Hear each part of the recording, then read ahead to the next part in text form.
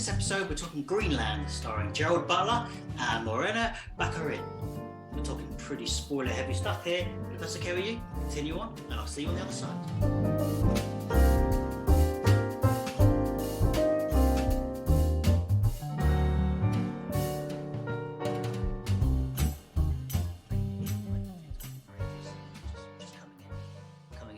Conversation.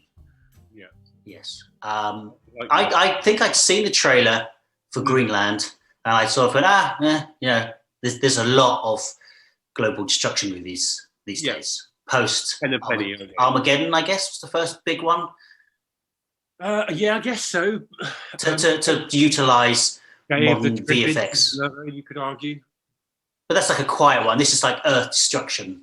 This like Armageddon feels like the first one. Or maybe Deep Impact was released the same summer. This is the point I want to get to, and this is why I like this film so much, is it doesn't feel like it's Armageddon. It feels like it's Day of the Triples. It's the world ending in a dramatic fashion, yeah, definitely. So I did not write it off, but thought, I might watch it, but if I don't think I'll be upset. But then you messaged me saying you really liked it. Yeah. The director is... Good question. You have all that? Cannot remember. But he did Angel Has Fallen or Night Has Fallen. He's quite a cheesy director. Yeah. Do we know what his name is? I looked it all up yesterday, but I didn't make notes Director Rick Roman Juan. Okay, and his MO, he's done the White House Down films. One of them, I think. Angel Has Fallen. Oh, okay. His filmography, The One. He did stunts on The One, which was a Jet Li film. Gone in 60 Seconds, stunts. So he was a stunt coordinator originally. Oh, okay. I did note the screenwriter has not an impressive MO, but he's done some kind of cool stuff. I think he wrote Buried. He was a stunt coordinator or did stunts on Lethal Weapon 2. Oh, okay. So he goes back. Yeah. But then he's got, In the Shadows, Felon, Snitch, that which Destroys Me, Shot Caller, Angel Has Fallen, Greenland. And then his next one is Kandahar. I'm not gonna lie, I haven't heard of a lot of those. No, pretty much the Angel Has Fallen. I definitely didn't come to this film knowing anything about the director.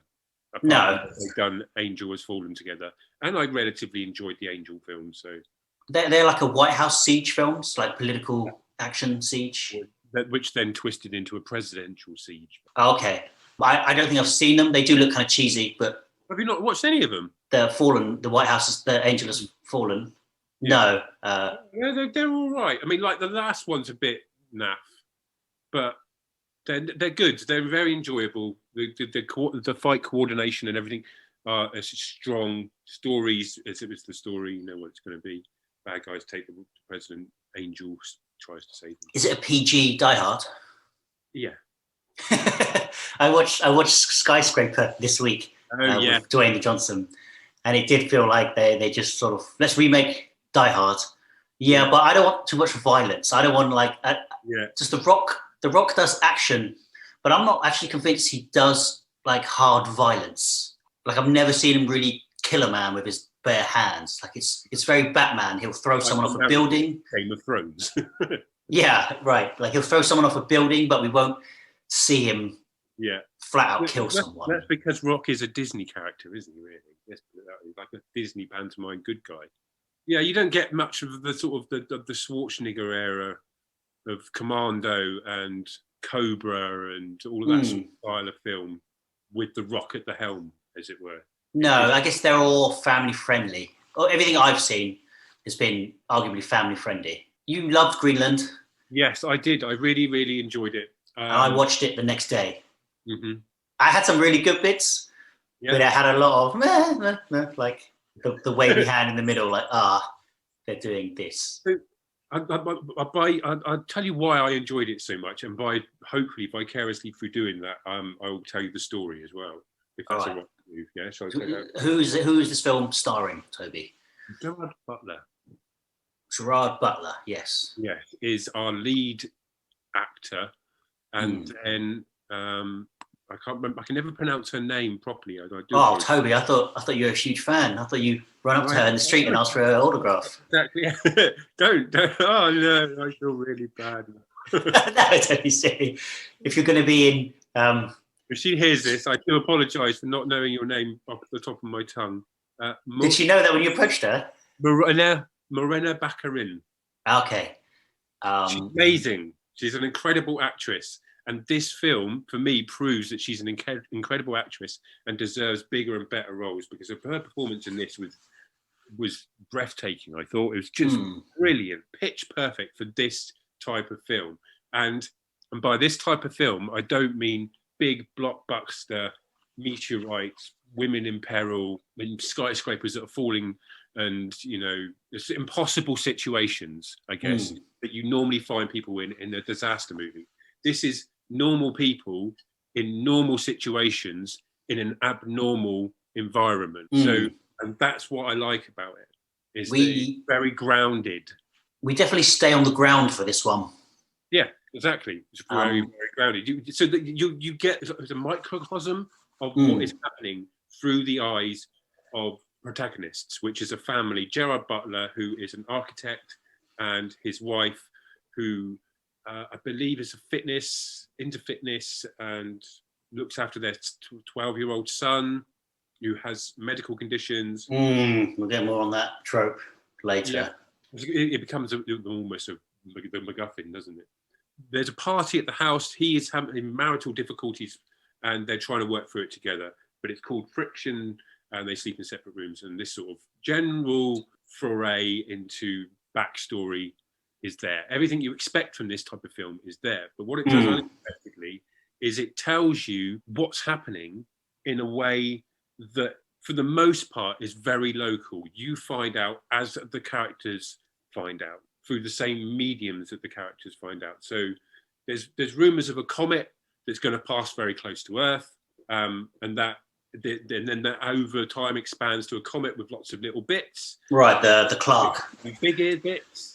And it's called Clark, that's right.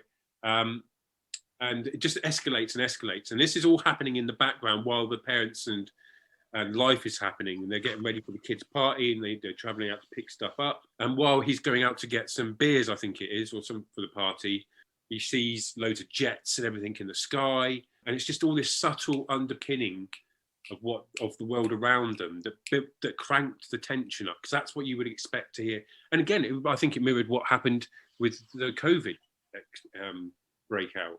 For me, in that you heard about it in the distance, and then it got slightly closer, and then it was in Italy, and then Italy were locked down, and you were watching videos and TikToks of all the people singing in the streets going, wow, what is going on over there?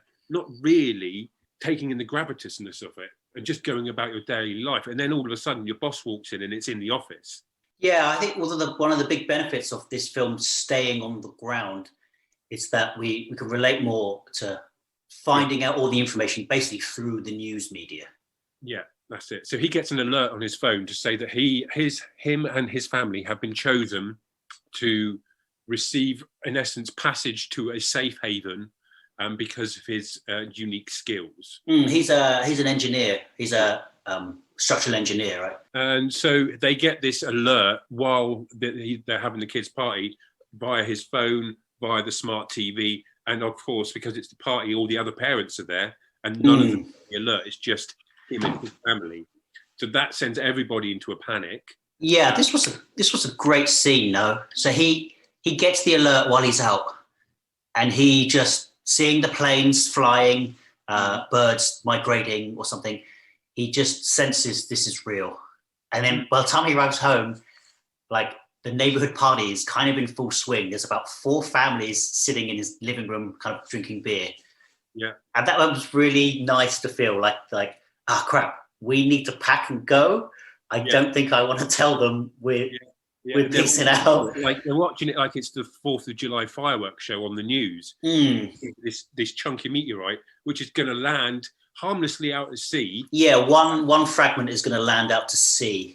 And as far as effectively, you see it fly over the top of the house, and and then disappears, and then you just hear this off in the distance. And the camera's just for a bit. There's like a silence, and then Gerald Butler obviously does the running outside to look and see what's going on, and this shockwave just ripples through the village or the town or the street, knocks him off his feet, smashes all the windows, and really hammers home the importance of get to safety. And the message that only fractions earlier he'd received, again on the smart TV, telling him to pack his stuff and go to this place. So that sense of tension built so brilliantly for that whole sequence, and culminated on that when they're pulling out the driveway and the neighbor comes over and breaks down finally with an exposition dump that there's going to be a planet killer. It's going to wipe out basically the whole of the human race. What do? Can we get in your car? No, you can't come on my car because I can't tell you where to get in. What's the point? Rah, rah, rah. Tension. And it was really, really, really well done. Heartbreaking. And then the whole time, you've got Marina in the background, just like stupidly strong, not like this damsel in distress, incapable woman. She was a very powerful housewife. I thought it was a great portrayal of a modern day housewife. If I might be doing her injustice, because I don't remember what her full-time job was. So I'm just almost probably pigeonholing her as the housewife, but that's what I can remember from the film. I don't, because we don't really focus on it, right? I know we see her running several times. Yeah. And I don't know if that's just to set up that later on she has to run, or like we have to believe she can run. Well, I guess we focus more on the drama side. With both of them, just with Butler, like his job is important for plot reasons, but we never focus there. We get like a 30-second scene of him leaving work. Yeah, that's exactly it. It doesn't need to be this big dramatic. I mean, it is cliches and it has been done 1,000 times before, but it does make sense within the remit of this story. You don't need anything more dramatic than that. He is just a guy that's got skills. He builds like our first destruction shot after the comet lands and the lights come back on after flickering is through the TV again. Yes. Like they say, we're going to show disturbing footage, and the comet that was supposed to hit the sea, it's LA. I can't remember. It's like the edge of a city. It's Florida, wasn't it? Doesn't it? Is it Florida, right? And it like wipes out the city. Hundreds of thousands of people, millions even, poof, gone. Everyone finds out about Butler's message, and there's that awkward, well, where's ours? What's special about you? But I guess not in a mean way, but in a desperate way. And I thought that was done really well as well. What I liked about it was the way that it didn't just go for the worst in everybody all the time. Like you generally see in a lot of these things, you get a band of people that stick together and then everybody else is evil. Whereas in this, it was, again, normal people reacting in probably most likely normal ways. The highest emotion was sort of desperation. Like the mother coming out and begging them to take her child with them, and all that sort of thing. And it was just so desperate. It was. There's a scene in War of the Worlds, the Tom Cruise, Steven Spielberg film, where they get carjacked and his daughter is locked in the car, and he doesn't care about the car, but the carjackers are going to drive off with her. Yeah. And this, I'm not reminding me of that in that tenseness, but like, where were you on taking that girl with you? Because I watched it with my partner, and we sort of came to the same decision, but yeah, it's heartbreaking, but you have to leave her. Oh, okay. The moral. What is the moral? Like so a young mother runs out with her 10-year-old, who they know, like a family friend, and says, he's like, we can't take you. And she's like, just take my daughter. Just take her. Yeah. Basically their kid's like neighborhood crush as well, wasn't it? So he was really, really distraught. And everybody was just screaming and just take the child. And even the wife, Marina, was, let's just take her. Yeah. But Butler had to double down on this one. Yeah, that was it. He basically turned and goes, what happens when we get there and we've got her and then we can't take her through? What do we do then? And she was like, okay, yeah, sorry. And then they just drove off.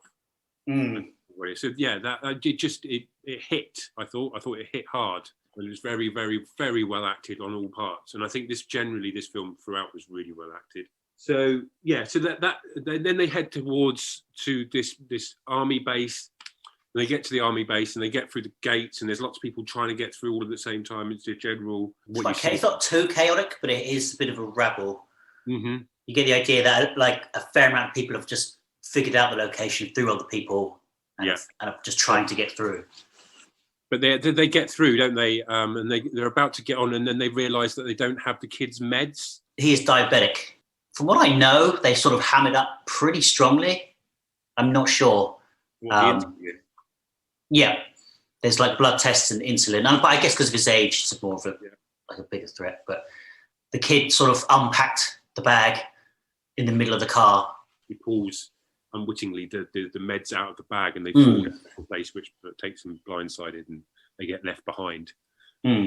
So the Gerald Butler has to go back to the car to get them, and while he's separated from them, she begs the soldier to make sure that her husband gets on the same plane as her and her son, and he says yes, and she goes, he's gone back to the car to get the meds for my son, and then by that the soldier's like, what meds? He's diabetic, can you come with me, ma'am? And he takes them both aside. Because her son is diabetic, that basically forfeits his place in the space in Greenland. That's what sets the pigeon amongst the cats, or the cat amongst the pigeons, and everything starts to fall apart from there, basically. I don't think I picked up. I thought, they're just like, we need to sort of help out. Like, we're going to have to... I picked up on it straight away. The second she starts to get twitchy, you're just like, woof, shit. You could just see it, like, suddenly in her, it's just like this, like the bristles went up on the back of her neck and everything. She just dawned on her exactly what had happened, what was about to happen, and what was going to go down. And you could see this sort of like almost a train of realization just smack into her. And it's too late. I remember they're like, okay, ma'am, you have to come with us. And she's like, no, just forget I said it. It doesn't matter. And they're like, it matters to us. And she's sort of taken behind the curtain, like behind to the, I don't know, the functioning room. And I guess this was another nice sort of the following scene of no one's good or bad. Yeah. There's desperation, but there's functioning. And the sort of military base commander, he sort of explains it to her, and the military base commander sort of says, this hasn't been flagged. No one with any sort of illness or disability should be allowed through. Yeah. I'm sorry, your son can't come. Yeah. And she's sort of begging, like you didn't know this 2 minutes ago, this is my family. And the woman peeps like, my family weren't chosen. None of our families were chosen. We're all just trying to stay focused on something and do a job. And we're trying to help you, but we can't even help our own families. Yeah. Which is pretty nice. And then there's a race to stop Gerald Butler getting on the plane. On the airfield, it's just twice as chaos as you might imagine. There's about 8 airplanes, and it's seemingly people are just running onto any airplane. So the well-oiled ship of military falls apart for the sake of chaos in this scene. It's literally, crap. And there's where that one's open, go over there. That one's open, go over there. The military don't really care. They're like, if she came through, she's on a plane. Sod it, what does it matter? And then he basically gets on a plane, doesn't he? And then he just has to hope that his wife and kid are on another plane. Because I felt like from his point of view, he just wants to have the medicine with his son. There's no real question from him that they got on the plane. It's just, are these planes going in the same direction? There's a lot of them. He's chatting to the people on the plane, but I don't remember if there's any consequence to that. It's just sit down, we're taking off. It's like a giant cargo plane, so they all sat on the floor. So Morena is sort of getting shooed off by the army general guy, and she's like, look, what do you want from me? We've got a lot to do. I can't, it's above me. All I have to do is get the people on the plane, and it's not my decision. And she said, can you just get a message to Gerald Butler? We're not getting on the plane. Like, she won't leave her son, obviously. And the plane doors close, and he doesn't know. Oh, that's it. One of the passengers says, what's that in your hand? And it's like, it's a medical kit. And then the guy's like, how did your son get on? I thought there was no disability illnesses. And just taking a punt gamble based on this, he forces them to open the door. He's like, let me off the plane. Yeah. This is the bit that I struggled a tiny bit with, like the fact that they open that door for him. Yeah. In the middle of everything that's going on, with that sort of a finite time scale and everything. It was for one man's whim. Because we're going to talk more about this in the next 10 seconds, because I'm a little convinced the consequences of this are bigger. So they do open the door and they let him off, and they're like, you know what you're doing, you're not getting back on. He says, it's fine. And as he's getting off, we cut to outside the rebel, and it's getting like outside the gates of the people who weren't allowed in. And they basically storm the castle. Yeah, like, sorry, let's go. This is like They're seeing one by one planes take off, and they storm and they just burst through. Although it's military, they do seem, I guess, like you've been saying throughout, like not a movie military. They're never brandishing guns in people's faces. They're very just by the orders. They just seem like ordinary people, especially after that woman's comment, like most of the military's families aren't getting this green card to the bunker. And so as he gets off the plane, the mob are storming in and there's gunfire. A guy who is refueling a plane gets hit and pulls, and the sort of plane fuel just goes spraying everywhere. And Gerald Butler's like, oh God, everyone out. He can see what's going down. Yeah.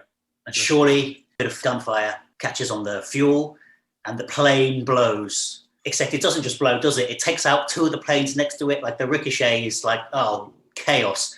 The whole airfield kind of goes up. At least the planes do, the whole point of being there. I guess you're going to disagree, but I do feel like, would they have started taking off and be on the runway if Gerald Butler hadn't made them open those doors? Yeah. Did he kill them all? I think. Did he kill them? No. Well, not all of them, but that plane. His actions did not result in everybody else's death. The actions of the mob outside. No, I'm not saying he's comparable, but by making them open the door, it was a very because it's not like a quick airplane door where you jump out and climb down a ladder. It's like I said, it's a cargo plane, so it's one of those giant back doors that takes 2 minutes to open and close. You made a cup of tea while you wait. So, I don't know. What would you have done? That's like the moral question, isn't it? What would you do in his situation? And it dawns on you that your son and wife are probably not on the planes. I didn't really like the kid. But he's your son, Scott. It's a different matter. Yeah, but he's arguing with the wife. Maybe special night in Greenland. Woo. No, you're right. Like, there's no. But so ultimately, the wife heads back to the car, sees that the pack is gone.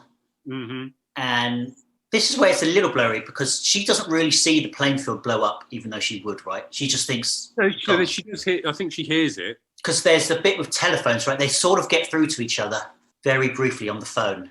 Yes. I guess she thinks maybe he's dead, but she goes to the car, sees it's empty of the medikit, and just leaves a note saying, "Going to pick up some more insulin, I guess, and head to Grandpa's. Yeah. Hope you're not on the plane. Hope you come for us."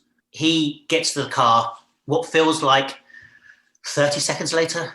He does. That did. You're correct. The editing on that sequence for some I reason. felt like stand on the car and shout her name out. Just run half a mile when you catch up with her. Yeah, but so they're separated. Cut from that moment there.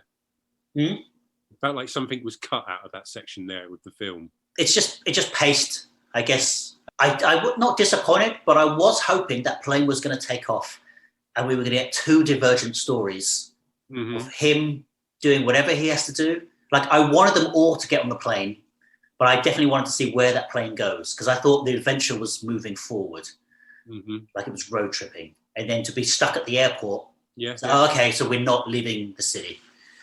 Yeah, just a continuation. It become a continuation of what we've already seen, sort of thing. But so, we're left with our Gerald Butler without a car. Why don't they have a car? Because they go back to the car, but the car won't start, maybe? I'm not gonna lie, the film gets a bit repetitive with this whole area. Yeah, okay. Getting in cars, getting a lift, getting in another car, just hitchhiking. Basically, parallel stories in which they both, the mother and the kid hitchhike, and Gerald Butler hitchhikes to the grandpas, and it becomes about their individual stories and the people meet on the way. And it does a really good job of showing you the different sides of human nature, I think. So Moana and son end up at like one of those big outlet pharmacies, and they find the medicines, but biker gang guys kind of storm in, like everyone out. We've just taken over a Walmart or something, which was not ridiculous, but like that's kind of lame. Biker guys, there's better stores you can take over. Like it's chaos. People have just stormed the stores, right, and they're taking what they want. We're seeing looting and all sorts of stuff. And so she gets her medicine, but she meets, that's Hope Davis. She meets a woman and she sort of, come with me, we've got a car. Yes, me and my husband were heading to this place, this airfield. where they're taking people flying. Is it they're flying people to a certain area? They get in the car just to get out of the situation. Yeah. So it's Marina and her son and a man and a woman that seemed nice enough. Yeah. My partner did not trust this woman from the get-go. Did she not? No. Now that's interesting. She's suspicious. I didn't pick up on that at all. She thought she was being creepy all the way back at the pharmacy when they first met. I kept going, is that it? I don't know if it was dark, but both those actors I know really well, but I didn't recognize for half their appearance in the film. The actress is Hope Davis, and it's like, she's, I don't know why she wasn't, not more in it, but she's a fan of hers. I don't know if you've seen American Splendor. But anyway, and fans of the US Office, Pam's first, I've forgotten his name, not Jim. The character Pam is engaged to a character for like 4 seasons, and that is him. Yeah. So it's two really, for me, really recognizable people I did not recognize. I don't know if they were just made down, and the car scenes are really dark. Mm-hmm. If memory serves, the camera is very in the back seat. Yes, which adds to the sort of tension. We're seeing these two people talk. And that, again, I think that's again with the way that it's shot and it's told. You are literally straddling our main protagonist's shoulders almost the whole way through the film. You're in the back seat for the majority of that sequence. Mm. You're always looking at it from their perspective. They're looking out. It's really clever. You never takes you wide shot. It shows you a huge area. There's not many establishing areas, like all of that sort of thing. It's always close. And I don't know, I think you mentioned it, but I just want to reinforce the keenness that more meteorites are coming. That the one that hit Florida was just a fragment, but the Clark itself isn't actually one asteroid, what have you. It is like a couple hundred, and a good, not all of them, but a good lot of them, and bigger ones are going to be hitting the atmosphere. Yeah, and one of them. So there is a race. It's not that wasn't the one. There's bigger ones coming. There's a planet killer en route. They're basically a clock, isn't there? It's like it's going to hit in South Europe at this time, and it's going to cause this size asteroid. But we need action in the middle, so there's going to be smaller ones coming in and out of the next 2 hours of your movie. And the clock is, we can talk about it later, but the clock was like 2 days, 48 hours for the big one. We'll come back to that, because I thought that should have been longer for the events of this movie. But so Marina is in the car with her son, with these two strangers, and she sort of tells them everything that's happened to her. She says that she had the pass and she's got a wristband, and that her son wasn't allowed. And we slowly see the man like looking in the mirror, looking at the wristbands. Yeah. And you see the cogs turning. Yeah. And he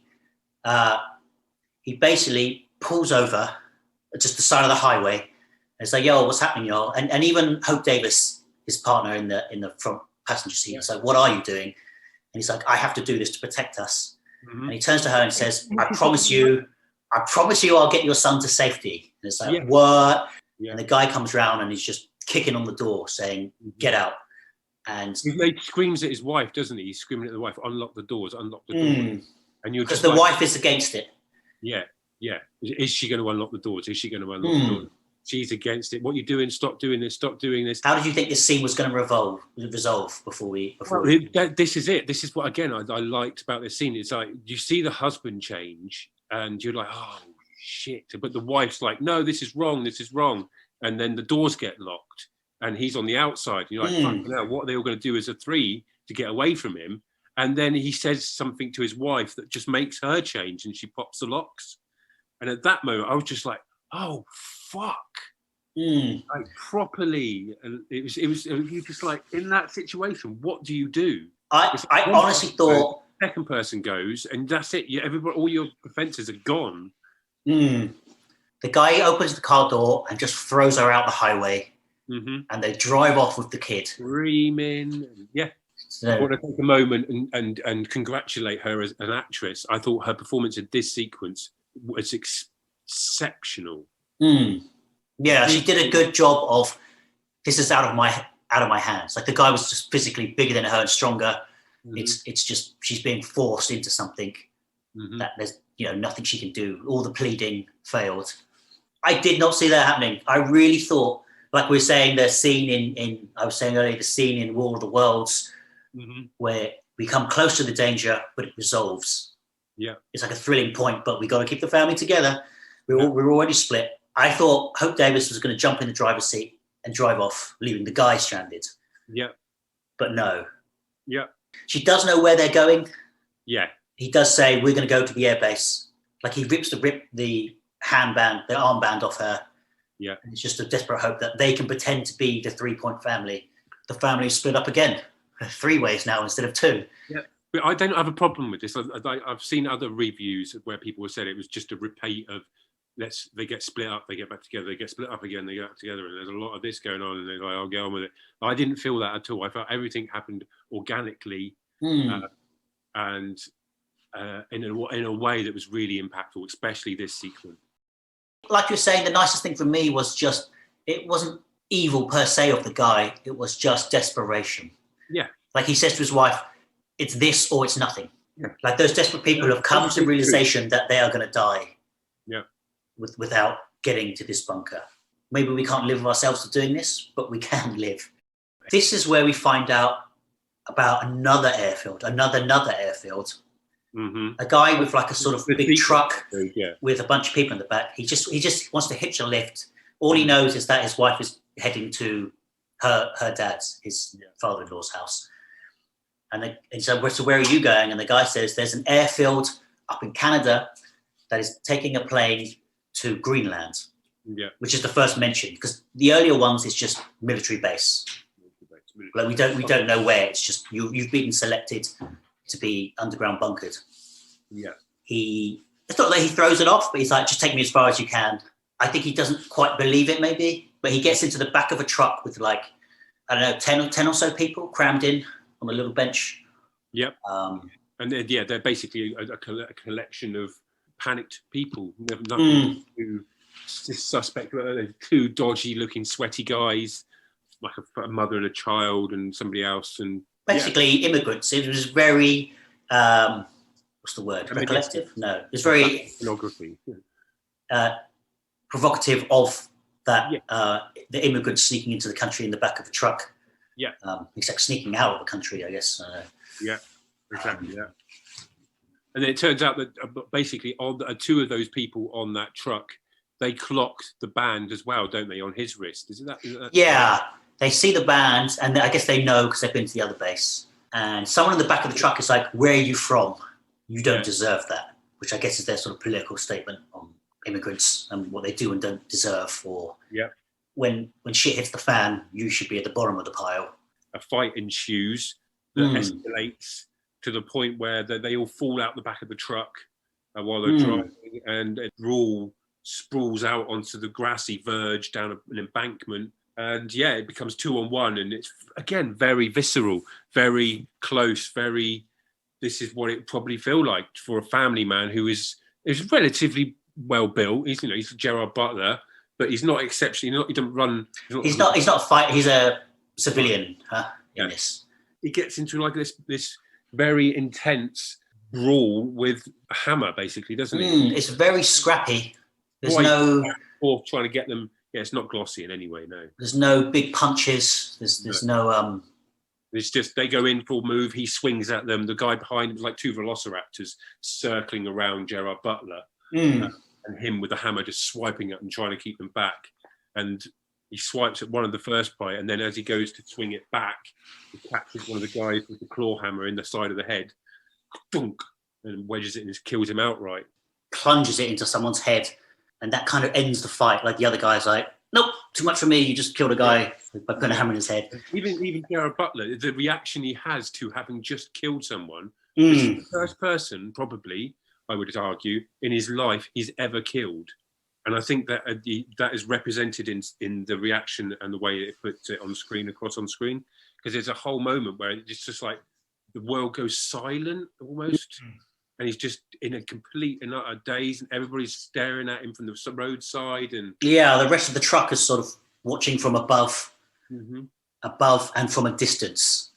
And I guess what I liked about that scene was, from everyone else's point of view, he's just one of them. It's like, people fighting in desperation. It felt very, for us, we know he was in the right. They were trying to rob him. Yeah. But from the people standing by the road, it's just like, we don't have time for this. Yeah. Look at these guys just fighting for whatever they're fighting for. Who cares? Like, why didn't Gerald Butler give him... I did get a sense of that they were still on his side when they saw at the end of the fight. I didn't think that they were looking down on him. Okay. Something about the way it's shot down the hill, and I guess they knew it wasn't his fault. Yeah. But it still felt like, here we are, the end of the world, and here's mankind battering itself to death anyway. In the mud. That's palpable throughout the film, I felt. That feeling, overriding feeling of, oh, crap. Did you... we'll talk about this at the end, but did you think that at this stage, is this a world-ending scenario, or is it a world-changing scenario? I thought it was not a world-ending, because they wouldn't be... Yeah, they needed to survive. Because we've watched Armageddon and Deep Impact, and there is mass destruction, but there are a lot of survivors. No, this, for me, I felt like this was, you will only survive if you are in these bunkers. Oh, okay. So you believe that from the beginning, or from this point on? You didn't think it's one of those, No, I went with the moment the guy said what they were saying on the news that one of the fragments is a planet killer. That was the point for me when I was like, right, okay, I'm going into this believing that this is the end of the human race as we know it, apart from the handful of people that are in bunkers. Okay. So catching up with Marina, she basically hitchhikes to the army stop to catch up with her son. No, she doesn't. She doesn't hitchhike, does she? She runs. Yeah. So yeah, that was why there's a scene where she just sort of screams out and then starts running. And I don't know. We sort of know, like, is that why at the beginning her only intro was running? Yeah. We meet her on a treadmill, I think. But Gerald Butler, they make a good big point of it, of Gerald Butler coming in, and the first thing he says to her is, "How far today?" And she goes, "Just 5 miles." And that's the kind of tension introduction between the wife and husband who are having problems, not the usual walk into the room, hug, kiss. It's him walking in shadily, standing at the back of the room. Yeah, they're a little awkward at the very beginning. But I just mean from her, it's like, hey, she can run miles. Yeah. It's foreshadowing, isn't it? Yeah. But you get it in there also. It's not very subtle foreshadowing, but it is foreshadowing. It's setting it up so that she has the ability to run for 5 miles and it not be an issue. But meanwhile, we follow the son and Hope Davis and the guy from The Office, who sort of tacks the wristband onto her. And they're basically like, hey, kid, if you want to see your mum again, you just play along. We're going to basically pretend to be your parents. Like, this is the only way. Like, if you do this, I'll take you back to your mum. Yeah. And the kid's pretty shell-shocked. So they are at the gates and they've got the wristband. And he doesn't have one, the dad, the pretend dad, but it's again that same situation of people bustling and let us through, only people with wristbands. Yeah. And it's a pretty tense scene. This is probably the best the kid's acting gets the entire film. Yeah. But it's strange. Did you want them to go through? Because that would have taken the kid to safety. No, I see your point, but I thought it out really, really well. I thought that you could see the kid it was good acting. The way that the kid's like holding his breath and holding his mouth and not saying anything, and you could see, if I say anything, what do I do? What's going to happen if I say anything? Shit, fuck, shit. They're not my parents. These are my parents. Those two are sort of arrested.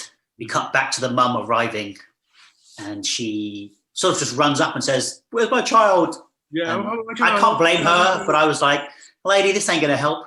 Look at this place; it's chaos." And you're saying, "Have you seen a small child who's blonde?" But lo and behold, yeah, actually, I guess what was nice was the army became sympathetic to her.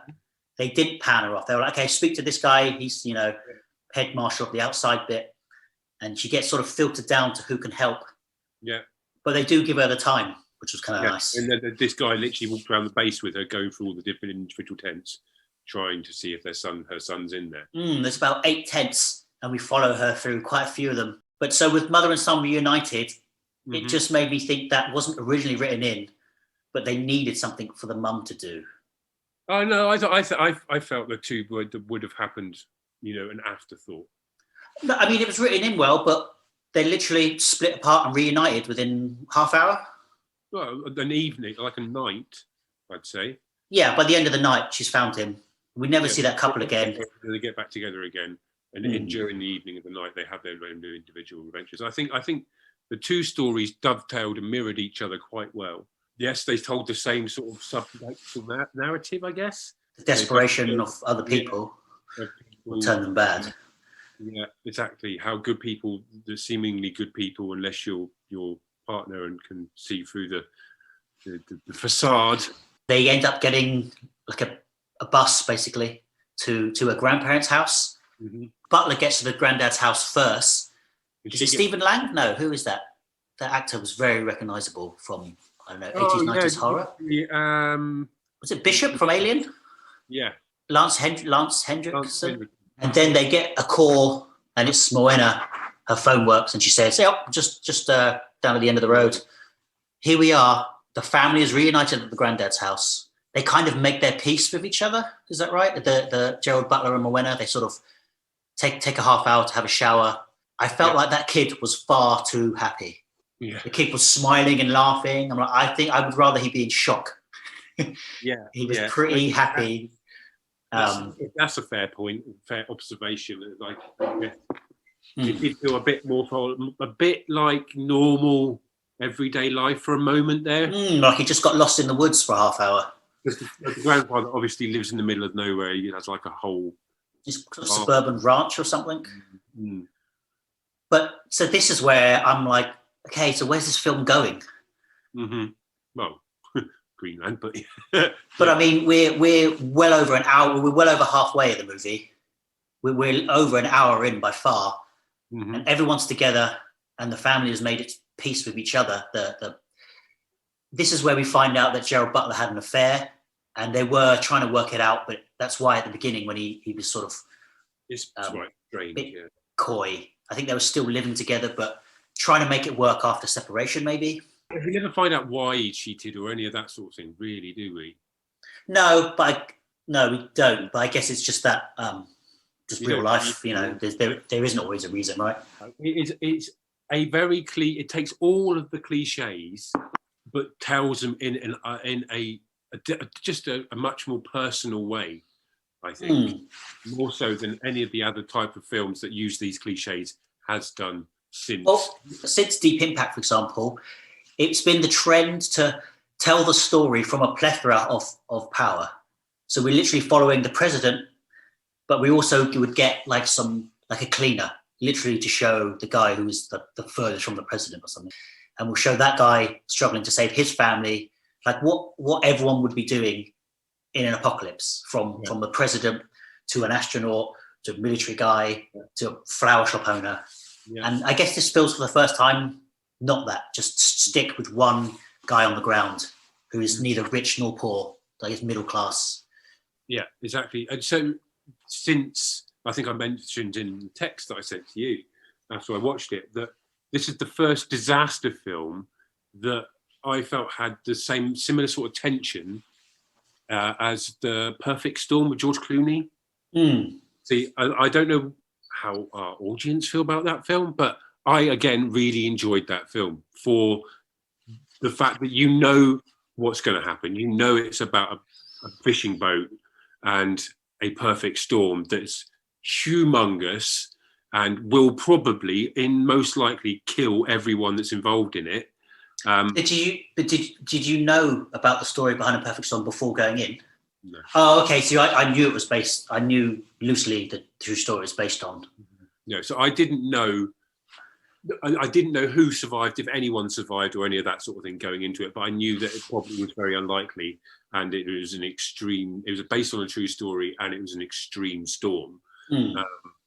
So I thought, in that sense, and the fact that it was very close. It's very personal. You stuck with the fishermen, and you were on the boat, and everything that happened to them happened with you at the same time, sort of thing. And it wasn't.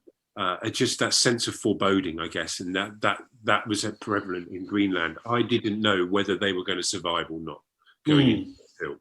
It's most likely they would survive, but you weren't 100% certain if all of them would survive. So again, this is my problem, because we're talking like the movie's ended. It's not. There's another half hour at least to go, and Gerald Butler basically reunites with his wife, and they fix their marital issues, and says, "Hey, a guy on the back of a truck told me there's another plane, but a civilian plane in Canada that is going to be taking people to Greenland for a bunker. I don't know if it's real, but let's try." What else is there? It's a bit cheesy. Well, again, he believed it, but because if we look at all the events that have happened that they've been present at, everyone else's actions turns the situation around. Mm-hmm. Like that first airfield blew up, for F's sake. Yeah. But it's Canada. Yeah, and he does. And Canada's wonderful, so he gets them there. That's basically that. So to be fair, it's not that, like, once they leave the father's house, there's not that much left of the film. But I guess my qualm is there's like a 2-day clock ticking, and they're piecing out at Granddad's house. And I felt it took them 2.5 days to get to the airfield and back. And now they're going to drive to Canada to a supposed airfield that he doesn't quite know the location of, fly to Greenland, find a bunker. And it's like, why? Maybe give him a week. This is where I felt I didn't like the ticking clock of the larger asteroid coming to kill them. Because I'm like, they don't have enough time. They're going to die on the road. I guess you've got a better idea of scope and distance, but for me, I didn't feel any of that. I felt like they spent the first night, they got the news, they spent the first night trying to get to the first airplane. It went wrong. And then the rest of the night getting to the father's house, got to the father's house, and then... But that's a whole day. Had a shower and a chit chat and a heart to heart, and then made the decision to drive for the rest of the day and a half that they've got left to wherever they needed to get this plane. Which they kind of did. That's basically what's left, isn't it? They drive to the plane and they get there. There's some reconciliation with the granddad who decides to stay behind. Again, not that granddad isn't denied his own choices, but I'd be like, so Gerald Butler says, "You got to come with us." He says, "No, this is my house. He's got a horse I want to look after." And they say, "Okay, well, that's, commendable." I'd be like, "No, we might need you. We might get carjacked down the road. Get in the car, old man. We might need the muscle work." For me, it is about the personalization of such an event, and that is a reflective the story they're telling.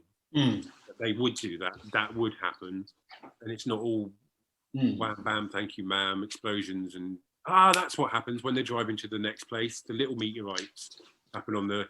Yeah, so let's kick on with the story.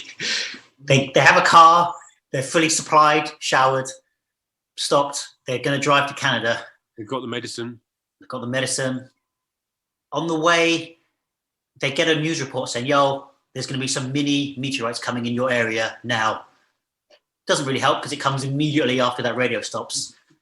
And we get, I guess, football size. It wouldn't destroy a car, but it would leave a hole in your car. Like if it hit you, you're dead. It's like half the power of a grenade, would you say? I guess the power of a grenade, I suppose. Just rains down on them halfway on the way to Canada, and there's just an action scene where they have to sort of get under a bridge. It's not that I hated the action. It's just that it came from nowhere. This meteorite, so... The mini meteorite shower. It's always going to come a bit from nowhere, isn't it? I guess that's the point of a meteorite shower. Oh, shit. I guess so, yeah. But they basically kick on through to Canada, find the airbase. Just in time. Literally park again. Yeah, he was desperate, but like getting off the plane is taking off, and he parks his car on the runway. The pilot's like, "The plane is full. I can take the kid." He's like, "No, take the kid and the wife." The wife says, "No, take all three of us." The pilot's pretty angry. I don't know. We're following them, so we obviously want their desperation, but I guess we're seeing it and going, "Yes, he's doing it." Whereas when we've seen it from other people, we go, "No, that's so naughty. Don't do that. You're putting other people at risk." And they just about get on the plane. They have to leave everything behind. I guess you're right. It was a pretty good idea. They didn't bring the granddad because he'd be staying to die in an airport. Airfield, yeah. You're right. And I guess what I liked was when they take off, they see another car arriving at the airport, and it just could have been them, just slightly too late, and they're flying to Greenland. Yeah, it's more of a family action sequence from this point onwards. You've less individual storylines and more the group. Yeah. So the plane crashes. There's another mid small meteorite which just shockwaves the plane, and they crash in the middle of, I don't know, not glacier, but sort of barren, just on the outside, tundra, like a tundra in the middle of arguably nowhere. And it's kind of just, they see the base, and then the plane gets whacked by this meteorite shockwave. And the clock is ticking down now to the big one that's going to hit Europe. And they see that's it. They see the big, another one of those carrier planes that they were trying to get on originally, land off in the distance. That gives them the compass point to which. Yeah, let's just go where that plane's going. It can't be far. They literally walk through a tundra, and it looks like they're at the bottom of a cliff. Yeah, but again, what else would you do? I'm not saying it's fine that they did it, but as a film, it literally cuts to them at the top of a cliff, looking down upon the Greenland bunker base. Yeah. They do get. I mean, obviously, the time period in which they travelled what could be 10 miles, like you say, is exorbitantly quick. Yeah, and there is literally they're driving in, and then one of the truck pulls out towards them because it sees them coming down over the hill.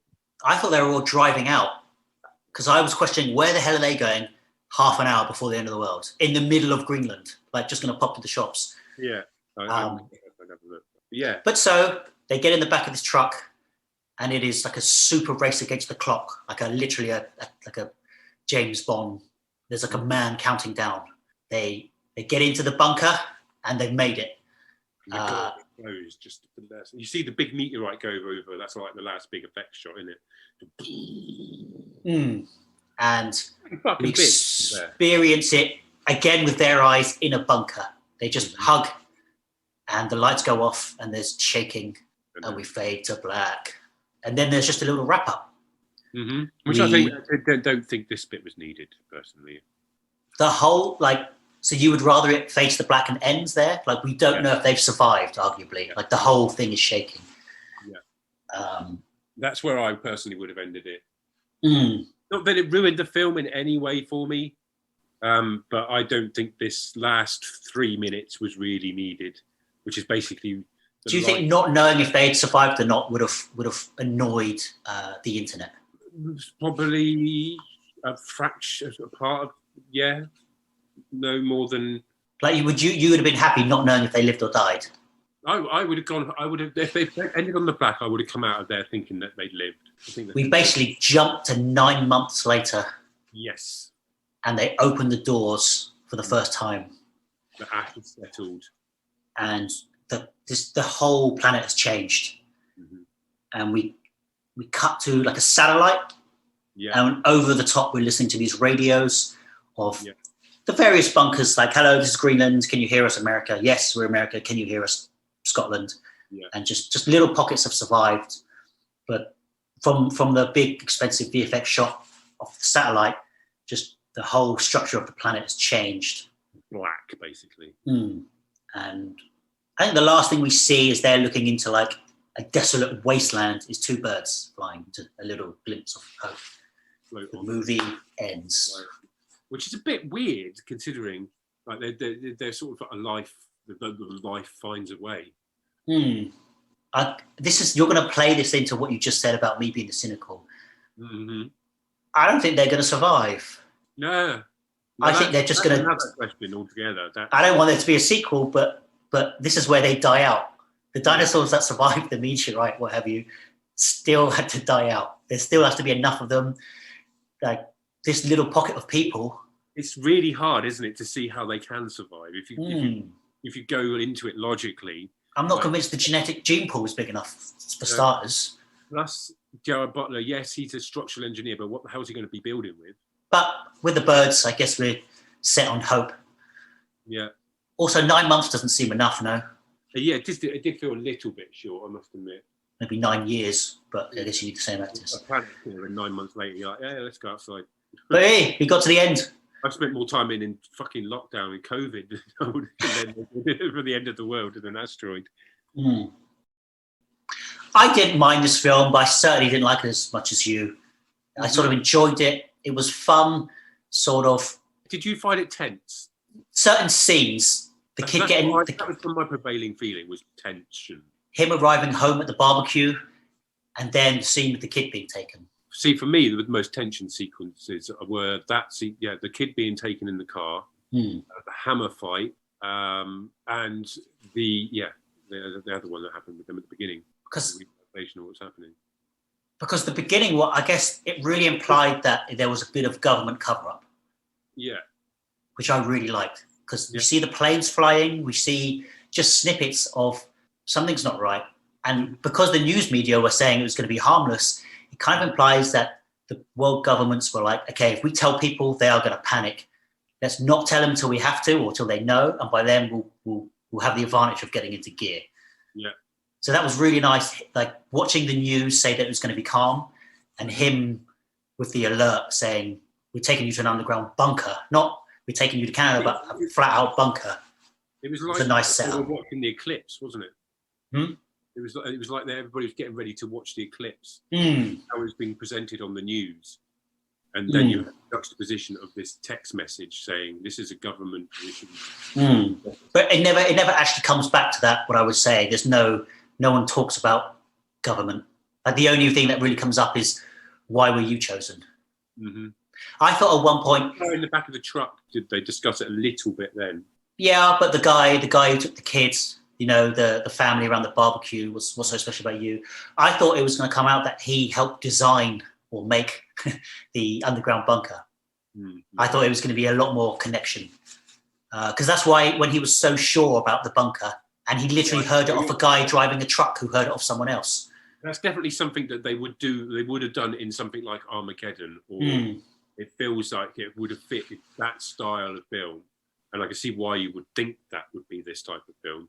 And that, for me, is the very reason why I liked this film, because it wasn't that.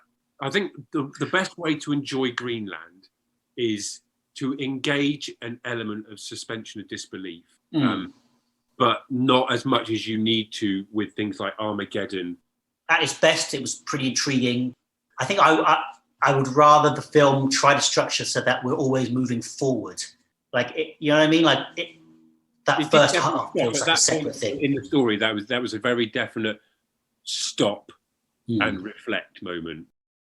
I've been looking at some other reviews, and one made a good point that it is a smart family, which is quite refreshing. Yes. Like they're all doing their best, and they're kind of making the right decisions. Even the kid, as I found him a little annoying, but even the kid comes through and does the smart thing. He doesn't get them into trouble. I know he drops the case, but that does seem quite genuinely done.